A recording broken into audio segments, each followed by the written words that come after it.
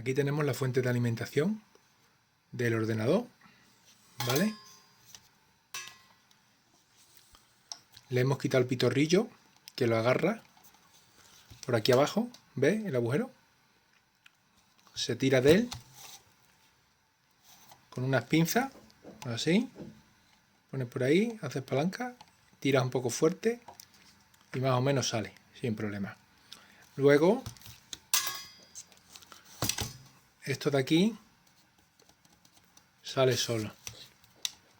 Simplemente hay que levantar el plástico este de aquí y ya tenemos acceso a la placa, ¿vale? Aquí en la placa la vamos a poner así, ¿vale? Aquí ya podemos ver aquí las dos resistencias, esta y esta, que son resistencias de sensado, para ver la corriente que fluye desde la fuente hacia la salida de una de las etapas y de otra de las etapas. Estas son salidas de 12 voltios, tanto estas de 12 voltios como estas de 12 voltios, ¿vale?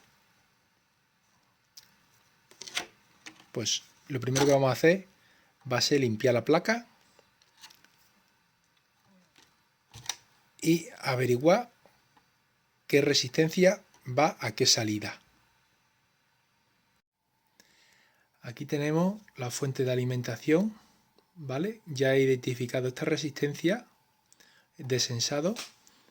Se encarga de alimentar y sensar el cable que va a la CPU.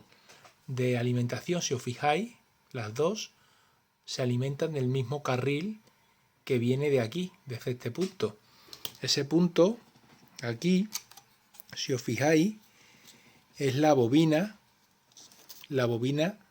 que sale de filtrado, que es esta.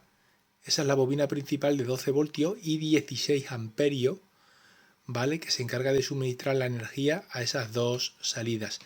Una es la que hemos estado hablando y otra es la que va a salir para alimentar la placa, que está aquí, ¿vale? Que es el cable ese amarillo y negro. Entonces, ¿cómo se reparten la energía? Pues según nos dice el fabricante, la energía se reparte de la siguiente manera. Tenemos disponible 12 voltios y máximo 16 amperios. Eso, bueno, tenemos 240 vatios de potencia máxima que tiene la fuente, pero en el carril de 12 voltios solo tenemos disponible 16 amperios a repartir entre procesador y alimentación de diversos dispositivos que puedan necesitar los 12 voltios, ¿vale? En este caso pues puede ser, por ejemplo, el puerto PCI Express a través de los 75 vatios o menos que pueda alimentar la placa, una tarjeta gráfica. Normalmente los HP no llegan a alimentar con 75 vatios, suele ser siempre menos. Entonces aquí podemos ver que lo máximo disponible que tenemos en el carril principal son 192 vatios. ¿Qué pasa? Que el máximo procesador que le podemos poner a este ordenador es un 4790K que consume 88 vatios máximo. Si le quitamos a los 192 máximos del carril los 88, se supone que nos dejan libres unos 104 vatios aproximadamente. Luego realmente es más, un poquito más, un pelín más, normalmente un 10% más, pero bueno. También hay que tener en cuenta que tanto procesador como gráfica que enchufemos deberían de estar las dos a máxima potencia. Normalmente no suelen estar a máxima potencia los dos al mismo tiempo, ¿vale? Pero bueno, para saber las limitaciones que tenemos los 192 y la diferencia es lo que se va en el carril de 3,3 voltios y en el carril de 5 voltios, ¿vale?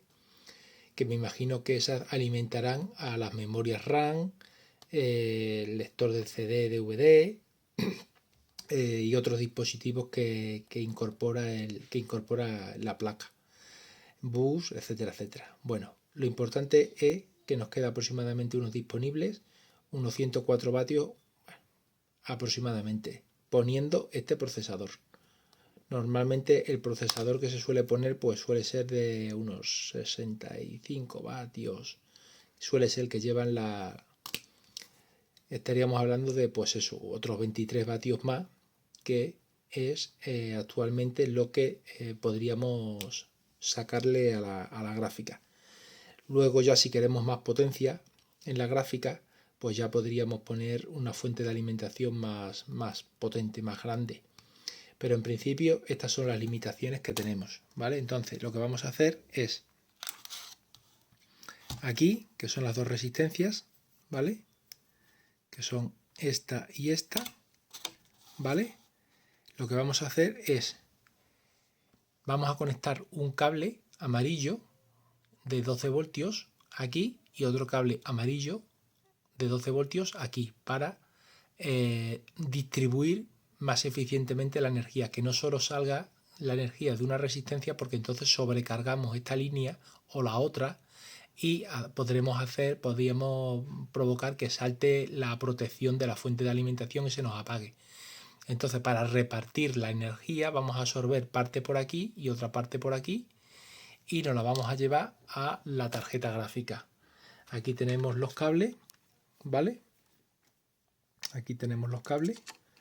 Entonces, un cable amarillo va a ir soldado aquí, el otro cable amarillo va a ir soldado aquí y luego la tierra, pues ya se la buscamos para sacársela de la mejor manera posible. Además hay que tener en cuenta que esto tiene muy poca altura, o sea que aquí no podemos poner los cables como queramos, tenemos que ponerlo lo más aplastado posible y lo más seguro posible que podamos, ¿vale? Ya tenemos terminada la fuente de alimentación, ¿vale? Ya tenemos soldados los cables, ¿vale? Como podéis ver ahí el negativo lo hemos soldado en esa zona de salida del transformador, donde está el punto negativo, y los positivos, como hemos hablado, a la salida de la resistencia, procurando que no toque ningún pin de estaño de otro que no le corresponda. Podemos poner el polímetro para comprobar de que no hay ningún corto, ¿vale? Otra cosa a tener en cuenta es a la hora de cerrar la fuente de alimentación. A la hora de cerrarla, el problema que tiene es que los cables estos, como sobresalen por aquí, la carcasa metálica va a ras de la placa de la PCB. Por lo tanto, aunque doblemos el cable, como en las antiguas fuentes, aquí no podemos hacerlo porque no cerraría. Entonces, la única opción, bueno, las salidas de los cables salen por aquí, ¿vale? Entonces, la única opción que nos queda es, como esto va cerrado así, la carcasa va así encajada hacia abajo y estos cables salen por la zona de aquí, ¿vale? La única opción que tenemos es meter un corte aquí, cortar esa zona, esa chapa con una Dremel, una sierra ahí, para que salgan los cables por este lado de aquí, ¿vale? Y los otros saldrán por aquí. Entonces la gráfica, la alimentación de la gráfica va a salir por aquí, más o menos el tamaño, el ancho que tienen estos cables. La cortamos, lo vamos a cortar y se lo ponemos, ¿vale? Luego tenemos aquí estos condensadores que están aquí a la salida, casi a la entrada, bueno, donde vamos a poner el conector. Estos son condensadores electrolíticos, como veis. A ver si enfoca bien, ¿vale? Son de 10.000 micro 25 voltios. Se pueden poner también de 16 voltios, ¿vale? Porque la alimentación es de 12, uno en cada cable amarillo. Se puede poner de 16 voltios y también se puede poner de mayor capacidad. Contra más capacidad tenga, mejor, porque más energía almacena y de esa manera la fuente de alimentación, cuando la gráfica demande más energía o picos de energía, los picos se los va a suministrar los condensadores y va a hacer que la tensión de alimentación de la gráfica sea muchísimo más estable. De hecho, estos condensadores, cuanto más cerca estén de la toma, muchísimo mejor, ¿vale? Lo que pasa que, claro, el problema que tienen los condensadores pues es su tamaño y un poquito de peso. Bueno, no peso no mucho, pero es más el tamaño. Yo tengo pensado ponerle uno de 22.000 micros y 16 voltios, que son incluso un poquito más pequeños que estos, y estoy esperando que me lleguen para ponérselo. Pero esto es lo mejor que se le puede poner a la alimentación, tanto de este ordenador como de cualquier ordenador. Estos condensadores que ayudan al mismo tiempo a los condensadores internos que lleva de estabilización la fuente de alimentación, ¿vale?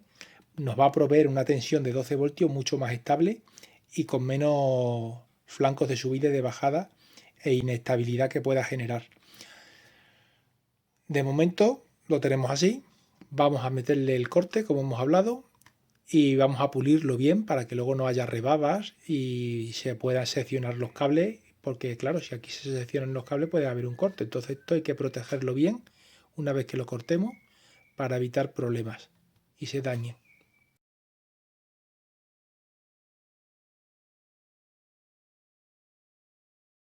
Ya tenemos la fuente terminada, ¿vale? Aquí veis la longitud más o menos de los cables, entran más o menos por aquí y hasta el final estaríamos hablando de unos 56 centímetros de cableado, más o menos, 56, 58, ¿vale? La longitud total de los cables. Luego, como aquí veis, está protegido, ¿vale? Por dentro, para evitar que rocen.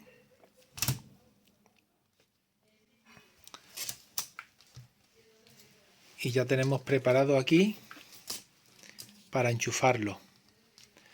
Luego, se me olvidó deciros que aquí, de los 104 vatios disponibles, toda esta energía no va a circular por los cables amarillos. De esos 104 vatios, 35 vatios se alimentan a través del puerto PCI Express por debajo.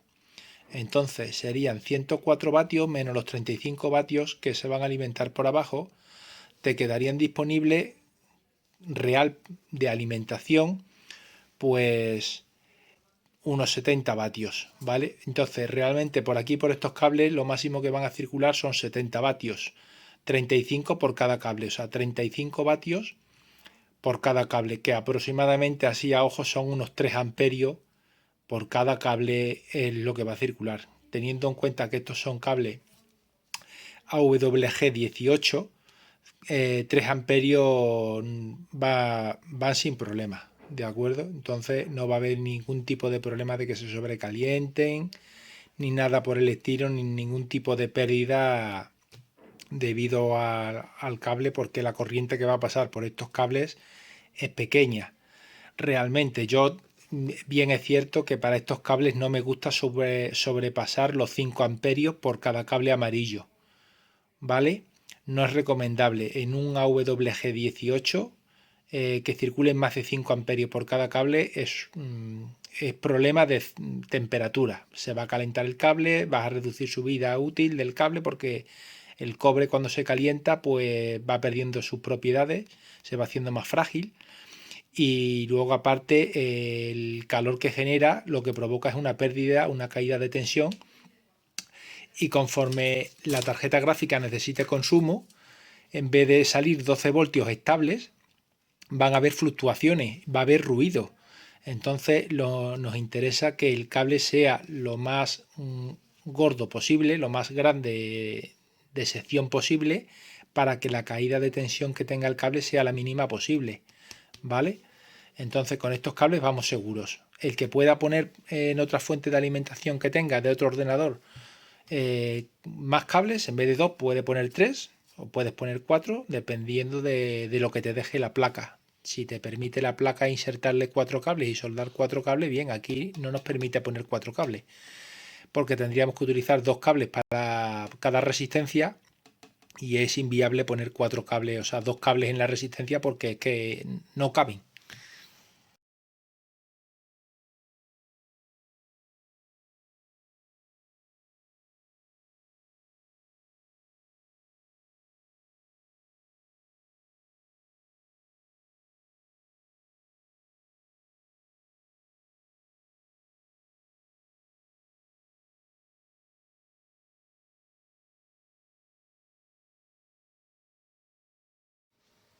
Amigos, aquí os presento la tarjeta funcionando, ¿vale? Esto es una manga de extensión de 30 centímetros, ¿vale? Desde el puerto hasta la gráfica. Y aquí podemos ver la gráfica instalada. Podemos ver que está consumiendo ahora mismo 9 vatios Y si corremos el test,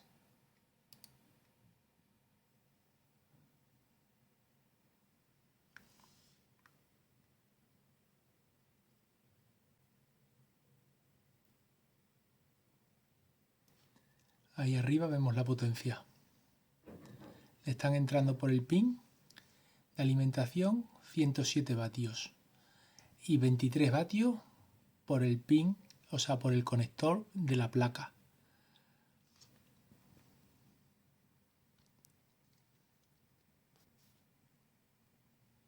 ¿Veis? La fuente de alimentación es capaz de alimentar perfectamente a la tarjeta gráfica.